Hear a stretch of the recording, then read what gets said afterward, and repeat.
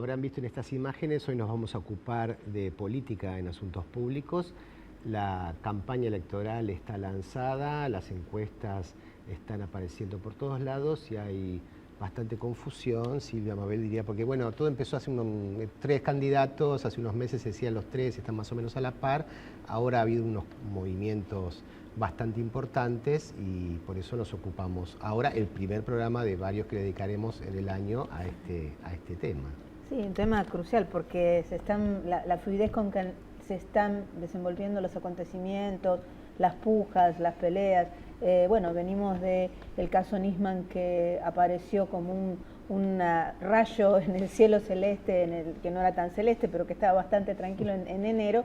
Y bueno, la precipitación de los acontecimientos, yo creo que eso contribuyó bastante a la definición y al apuro de la definición de candidaturas en la oposición. El pacto del radicalismo con Macri ha generado un escenario que empiezan a acomodarse las candidaturas y bueno, ahí quedan en el medio las que no se pueden terminar de encuadrar, ¿no es cierto? Bueno, por suerte estamos con Zuleta Puceiro, que nos va a aclarar bastante de lo que está pasando. ¿Cómo dan tus últimas encuestas? No sé si va a aclarar. Yo creo que lo que hay... Nos vas a contar, nos vas a ayudar lo que a hay entender. Es una revolución desde la demanda, desde la ciudadanía. La gente, en general, los sectores medios, urbanos, se sienten seguros hacia el futuro, creen que han hecho los sacrificios, no se van a dejar extorsionar, no se van a dejar llevar inmensa cantidad de argentinos a una situación terminal, ellos o nosotros, todo, nada, blanco, negro. Y me parece que eso contribuye al hecho de que el gobierno está terminando con un razonable control de la mayor parte de las variables que preocupan a la gente. Entonces, ¿qué pasa? Había tres candidatos en igualdad de condiciones, eso lo han explicado muy bien ustedes. El Nisman es, como llaman los físicos, el cisne negro. Es un evento que entra en el universo y produce un estupor general, queda todo paralizado. Se genera una actitud antigobierno, las hipótesis, la mayor parte de ellas son horripilantes. El gobierno queda anonadado, la primera vez que pierde el control de la agenda, pierde la iniciativa, no sabe cómo salir. Se rompe todo, además los jueces se desmadran, muchísimas cosas que pasan que no cierran. En su momento Macri saca una ventaja, saca 6 o 7 puntos de ventaja y queda por 5 o 6 puntos por encima de Scioli. ¿A quién le quita votos? A Massa, que empieza a perder referentes importantes. Los más importantes están en los 3 distritos donde crece Macri. Esos están en Santa Fe, en Mendoza, en Córdoba, menos, y sobre todo en la provincia de Buenos Aires. O sea que el más perjudicado por el caso Nisman fue Massa y no Porque Scioli. Massa había surgido en el 2013 como una alternativa de oxigenación del sistema. Muchísimo peronismo, incluso kirchnerismo, no aguantaba lo que se había generado alrededor de la presidenta. Y ahí se va, por ejemplo, todo el elenco primero de Kirchner, un elenco muy notable, con Labaña y con Alberto Fernández, todos, Felipe Solá, se van todos con Todavía Massa. están con él. Bueno, se van, eso en el gobierno produce una oxigenación, yo rompo. Y ese gesto de coraje, de audacia, le genera adentro del oficialismo, vamos, un beneficio. Y en la oposición no había absolutamente nada, había 10 personas narcisistas confundidas, dando vueltas con el cuento de siempre, no había nada. Eso le lleva, en una elección de oposición importante como en el 2013, a la gran elección del 2013. Pero claro, la situación cambia, el oficialismo tiene propuestas, tiene 5 candidatos, muy buenos, no todos tienen igual intención de voto, Scioli triplica al resto, pero son todos conocidos, valorados, sin antecedentes negativos, toda gente de gestión. Nunca el peronismo hizo una elección de este tipo democrática interna, es la primera vez. Entonces, y tiene a Scioli, que es un candidato moderado, que lo corre a Massa por derecha y por izquierda, es más inclusivo, es más permeable, es más flexible. 20 años de política, 8 años de gestión, estuvo en la Casa Rosada, no es que quiere ir a la Casa Rosada, estuvo 4 años que fueron los mejores años de los años contemporáneos, me parece, son años muy importantes. El año de las tasas chinas. Y en la oposición no solo es que hay alternativas, va ganando la oposición, o sea, ¿cuál es el lugar de Massa? Le arrebata votos contra el gobierno, ¿a quién? ¿A Macri? ¿Puede llegar a renunciar? ¿Le va a arrebatar a Scioli? ¿Qué va a ser? ¿Más consecuente con el modelo? si él ha roto con el peronismo y se ha ido del peronismo, es muy difícil lo demás. ¿Puede llegar a renunciar Massa a su candidatura No. y postularse como gobernador o algo así? No creo. Los políticos, la idea de renuncia, están vacunados. ¿Se acuerdan de Bordón? ¿Se acuerdan de Vélez? ¿Se acuerdan de Chacho Álvarez? La Argentina no perdona al que renuncia. Después de la renuncia de San Martín, no se conoce ningún caso de alguien que haya podido hacer del renunciamiento una Un fortaleza. activo político. Se calla, no me voy, la madre judía, no.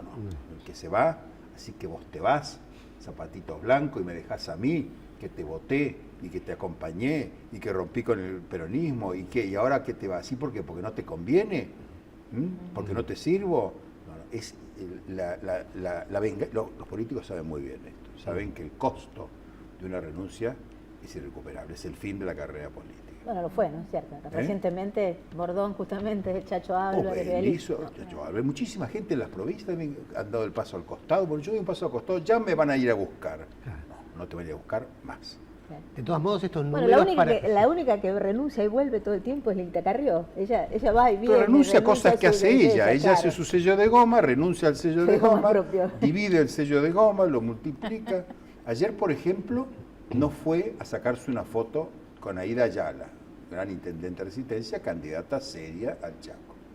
Luego, los que habían pactado el acuerdo no pudieron sacarse una foto con la candidata del Chaco. Imagínate lo que significa eso, el mensaje a esos sectores medios que se sentían esperanzados. ¿Qué va a pasar cuando gobierne? Claro. Si la señora Carrió no quiere ir a firmar, ¿qué pasa? No van a poder gobernar. ¿Y cuando haya que designar ministro? Cuando haya que enfrentar al Citibank y a los buitres y tomar las decisiones que hay que tomar con los programas sociales? Esa señora, me parece que eso es una incertidumbre que explica por qué esta ventaja de Macri se ha reducido en 20 días.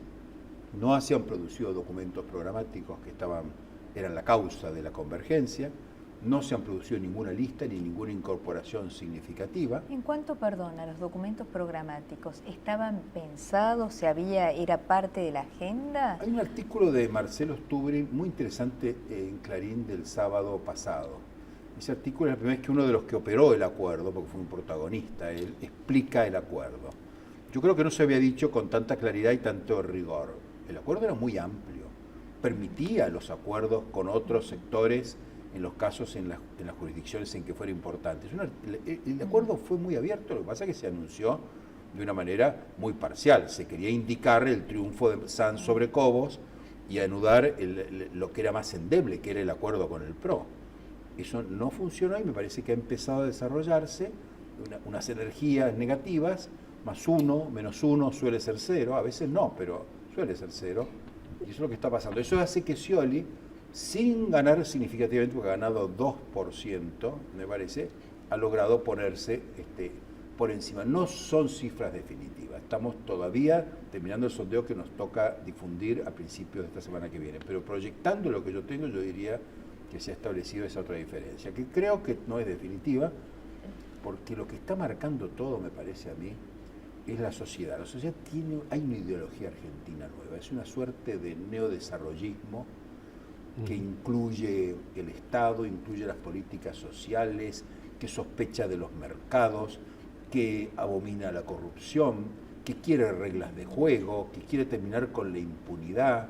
Hay como una especie de ideología difusa que le tiene desconfianza a los poderes establecidos, y el gobierno está enfocando eso con la astucia y la inteligencia estratégica que le caracteriza. Justamente, me parece en este punto, el anuncio, por ejemplo, de Macri diciendo que el 11 de diciembre levantaba el cepo, que quiere bajar las retenciones, ¿no está demasiado enfocado a hablarle un segmento de la sociedad? ¿Está la sociedad lista para girar a la derecha como no solo eso, sino plantea que Macri? Esta ideología argentina, que yo llamaría, incluye una buena dosis de cultura económica. Si alguien te promete, ¿no es cierto?, que va a duplicar la asignación universal por hijo, lo que le pregunta a cualquiera el beneficiario, ¿con qué? ¿Cómo lo vas a pagar? ¿Y quién lo va a pagar? Esa idea de que todo gasto supone un recurso y que si no está definido el recurso lo pongo yo, o sea, los pobres, los que no podemos, eso está incorporado muy adentro. Entonces, cuando sale ese anuncio, inmediatamente saltan. Stalin dice, bueno, ningún economista dice eso. Bueno, eso lo necesita hacer Macri porque tiene que demostrar que sus ideas económicas no dependen de los economistas. si el candidato depende de los economistas, es de la Rúa. ¿No es cierto? El candidato no puede depender, porque creo que el kirchnerismo dejó la idea de que los economistas tienen sus propias ideas y que a veces las decisiones, ver Obama, ver Rajoy, ver lo que está pasando en Europa, pasan por coraje, toma de riesgos y apostar a que la sociedad funciona más fuerte y más consecuentemente que los mercados. Me parece que eso lo ve Macri, eso es nuevo en Macri. Pero la clase media dice, bueno, mira, ¿eso quién lo paga? ¿Quién va a poner los 11.000 o 12.000 millones a tocateja el día que eliminaste el cepo? Para empezar. Sí, ¿no? arreglar con los buitres quién lo paga, porque es muy bien, tenemos que arreglarlo como, si lo pagás, pero después quién lo paga, lo pagamos todos, ¿no? Esa cultura económica, que es una cultura muy simple, es una cultura de doble entrada, digamos, ¿no? De una contabilidad mínima, es un dato de la cultura política argentina nueva. La gente no compra, no come vidrio, tiene los brazos llenos de cicatrices y esto dificulta muchísimo las promesas así en el aire. Pregunta para el próximo bloque. El derrumbe de Massa se produce muy temprano en la campaña, todavía faltan muchos meses. La pregunta es, ¿podrá el marketing político revertir este proceso? ¿Y hasta qué punto? Lo vemos enseguida cuando volvemos con Enrique Zuleta Puseiro.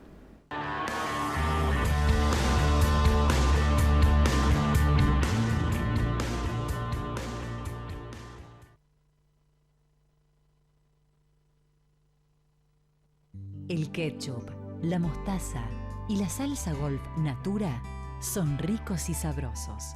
Son ideales para ponerle onda a tus comidas. Son bien de familia. Calidad Natura. Bien de familia. Nuestra provincia avanza porque le damos valor a la educación. Con el plan Vuelvo a Estudiar, estamos logrando que más chicos y chicas puedan terminar la secundaria. Esta experiencia inédita de inclusión socioeducativa logró desde 2013 que más de 2.600 jóvenes retomen sus estudios. Y seguimos visitándolos casa por casa para que muchos más puedan decir: vuelvo a estudiar. Vuelvo a estudiar. Vuelvo a estudiar. Vuelvo a estudiar. Santa Fe avanza. Gobierno de Santa Fe. ExxonMobil, líder en tecnología para la operación segura y eficiente de recursos no convencionales de gas y petróleo, está contribuyendo con el progreso del país desde sus operaciones en la provincia de Neuquén. Crecer es brindar oportunidades. Crecer es motivar el desarrollo de la gente. Crecer es promover la cultura y el deporte. Queremos seguir creciendo junto a vos. Banco Ciudad. Te quiere ver crecer. 0822-20400. bancociudad.com.ar. Al cumplir 18 años, miles de jóvenes sin familia pueden quedarse en la calle. Sumate a Doncel y ayudarlos a tener un futuro, porque crecer no tiene que ser una amenaza. Cuidar el medio ambiente y contribuir a resolver los problemas de las comunidades en las que operamos son los pilares de nuestra política de responsabilidad social empresaria. Cresud, nuestro valor es la tierra. ¿Moscardelli tiene algún sueño recurrente? Ay, sí, tengo un sueño recurrente que es que me come un grupo de caníbales y después que me comen, el comentario es: qué rico que es este tipo. Moscardelli, ¿para qué ganar uno si puede ganar 4? ¿No le parece? Por solo 6 pesos, jugás Quiniela Plus y Super Plus. Y además, Plus 9 te da la chance de ganar hasta 4 millones. Lotería de la provincia. Buenos Aires activa como nunca. Gobernación Daniel Scioli. Banco Industrial, el banco de los que hacen. Ya están llegando las nuevas estaciones automáticas de Ecobici, abiertas todo el año, las 24 horas del día y totalmente gratis. Encontrá más información en buenosaires.gov.ar/Ecobici. Buenos Aires Ciudad, en todo estás vos. Auspició este programa. Claro, Smart más simple.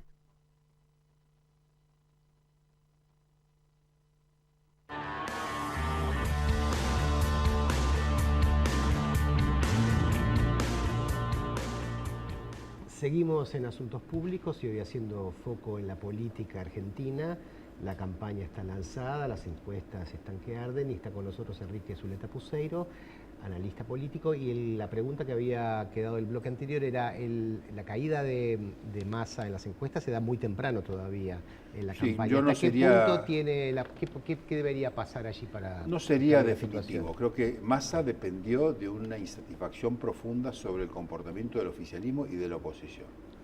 Si el oficialismo y la oposición creyeran que han polarizado la sociedad y que tienen las vacas atadas, podrían cometer errores que le recordaran a la gente la situación del 2013, del 2011-2013. Y a mí me parece que allí un sector muy preparado, muy alerta, muy reactivo, diría, pero ¿cómo? ¿No está Scioli? ¿Qué pasó? ¿Quién lo sabe? Y no está ya, y se pusieron de acuerdo Macri y Sansi, ¿dónde están los demás? Esa gente creo que recrearía las condiciones de insatisfacción contra las polarizaciones ficticias y creo que eso lo devolvería más, porque además Massa inmediatamente plantearía el tema de que esas polarizaciones son ficticias, que son acuerdos para ganar elecciones, no para gobernar. Yo creo que la campaña es competitiva, está abierta y afortunadamente tiene muchos actores. La Argentina es muy plural, los 3 candidatos son tranquilizadores, la gente no está asustada, nada la va a asustar, no hay ningún tema de agenda que pueda dividir a los argentinos, me parece a mí. La clase política está muy dividida, pero creo que en general hay, como te digo, esta ideología argentina fuerte que está nutrida de sacrificios, de errores, de aprendizajes y de un sano sentido común. ¿Cuál es el perfil del votante de Massa en este caso? ¿A dónde podría ir en su caso? Bueno, es un ciudadano activo, muy descontento con sus marcos de referencia. Hay radicales, hay peronistas, hay gente de centro, muy descontento con los partidos que habían dejado de representarlo y con liderazgos que no eran tales, eran candidaturas simplemente. Y esa insatisfacción llevó a lo que fue casi un exabrupto. Fue muy difícil para Massa tomar esa decisión y la tomó tomando un riesgo grande. No estaba garantizado el éxito. Y cuando tomó esa decisión tuvo un premio muy grande de gente insatisfecha y descontenta con el funcionamiento de sus marcos de pertenencia original. ¿Es el mismo perfil que el que tuvo en su momento de Narváez? Narváez es mucho más establishment. Massa no, Massa es un hombre que había sido elegido por Cristina Fernández de Kirchner como por Néstor Kirchner como jefe de gabinete. Cristina fue la que lo puso, como Lustó, que fue su ministro de Economía. Ella pensó en unos elencos políticos que hoy los tenemos enfrente, pero no nos olvidemos, Lustó comprobó su capacidad de daño, hizo la 125. Sí, claro. La hizo él, ahora está la hizo él. No puede decir que se la hizo. Dice que no, que en realidad que Moreno lo quería. Hubiera sido mucho peor. Pero la verdad que es el hombre que hizo la 125, casi termina con el kirchnerismo. Es la única fuerza que fue casi capaz de tener con el kirchnerismo fue. Bueno, ahora está en la oposición como candidato. Casi termina con Néstor y Cristina al mismo tiempo. Ahora, interesante, el año pasado se pensaba en una transición económica y política mucho más difícil de la que se está produciendo, ¿no? O sea, no está estallando la economía, no lo está haciendo, obviamente es difícil, y la política, por lo que nos estás contando, tampoco.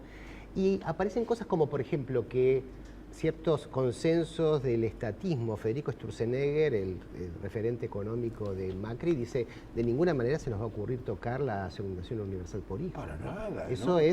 Eso es un cambio importante. Porque no antes es estatismo, es respeto y reconocimiento de la primacía absoluta de lo público, que puede tener el Estado, o puede tener las reglas, o puede tener los procedimientos, pero la idea de que los poderes y los intereses y las pasiones tienen que estar supeditados a algo que es lo público. El Estado, porque claro, no volvió el Estado, a mi criterio humilde y discutible, no volvió el Estado, volvió el gobierno.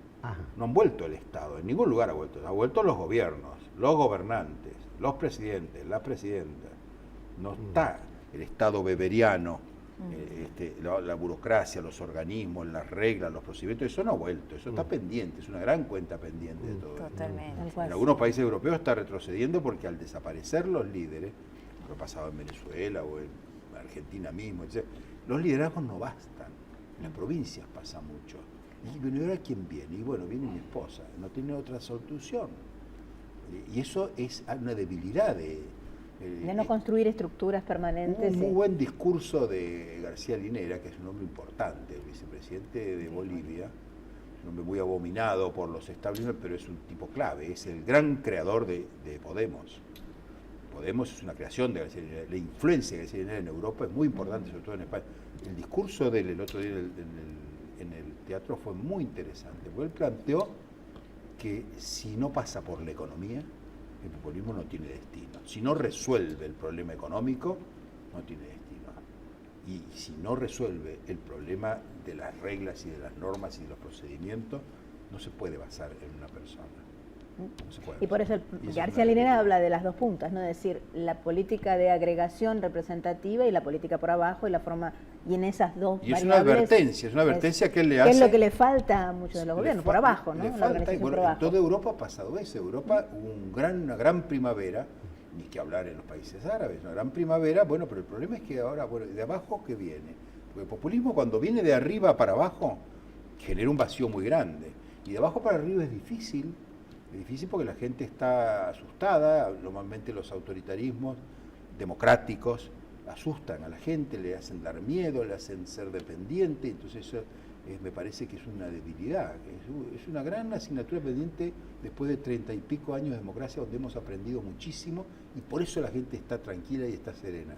Pero faltan muchísimas cosas. ¿Y los dirigentes también han madurado, igual que la gente? Son más jóvenes, podrían ser hijos o nietos de Alfonsín, de Menem o de Cafiero. Vos les hablás del 55, es algo que está lejanísimo, es otra generación, son gente de gestión.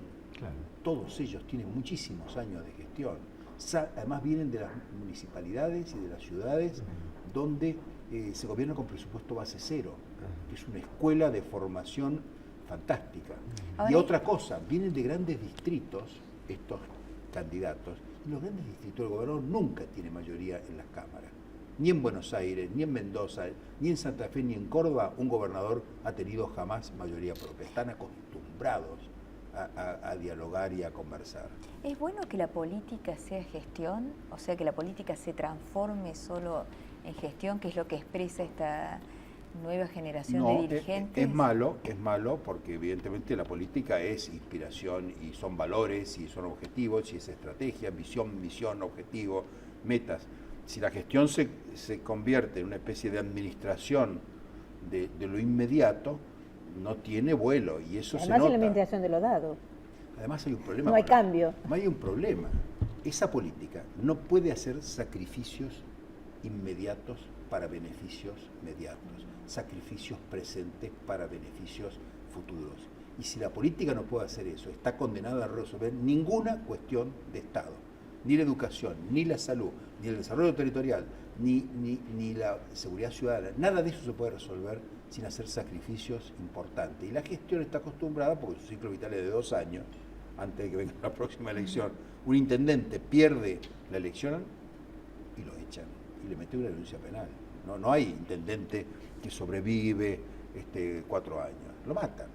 Y eso genera una ansiedad, y la gestión sola tiene eso. Eso es lo que le agregó, me parece, Kirchner. En la época de Cristina eso un poco se perdió, por el estilo excesivamente confrontativo, pero Kirchner le dio la idea, bueno, vamos a entrar en el mundo, vamos a hacer una transversalidad, vamos a convocar. No se le hubiera ocurrido pelearse con Clarín, o pelearse con la cultura, o con la universidad, o con el sector. No se peleó con nadie. Asumió el PJ en enero del 2008, después de haber sido presidente. En esta ideología que vos describiste de los argentinos, ese neodesarrollismo, cultura mejor, una nueva cultura. Claro. ¿Qué grado de libertad va a tener el próximo, supongamos opositor al actual gobierno, para desandar algunas cosas? Fútbol para todos, AFJP. Lo primero que va a pasar es que el Congreso no le va a dar la prórroga de la emergencia económica. Entonces él va a llegar, no va a poder ir y pedir una ley que le permita manejar un 30% más del presupuesto. Va a tener que hablar con el presupuesto. Y ahí te puedo asegurar que va a haber que arreglar muchas cosas. Asignación universal por hijo, por supuesto, claro, pero auditada, ¿no es cierto?, y monitoreada. El único programa de cash transfer que hay en América Latina, que hay en todos los países, que no está ni auditorado ni monitoreado, es la asignación por hijo. Por eso no lo vas a ver en las estadísticas internacionales. Una política social no monitoreada y no auditada externamente no es una política social, es algo que se parece a una política social, que cumple la función de una política social. Pero es fundamental eso, y ese es un tema de los que habla García Linera. Son los temas que tienen que dar la institucionalidad. Enrique Zuleta Pucero, muchas gracias y te comprometemos para dentro de unos meses que vuelvas con encuestas frescas y ya la campaña más avanzada. Bueno, pero no hemos hablado solo de encuestas. Muchas gracias por... No hemos hablado de política. De política. Muchas gracias por estar esta noche con nosotros y a ustedes por acompañarnos. Esto fue Asuntos Públicos.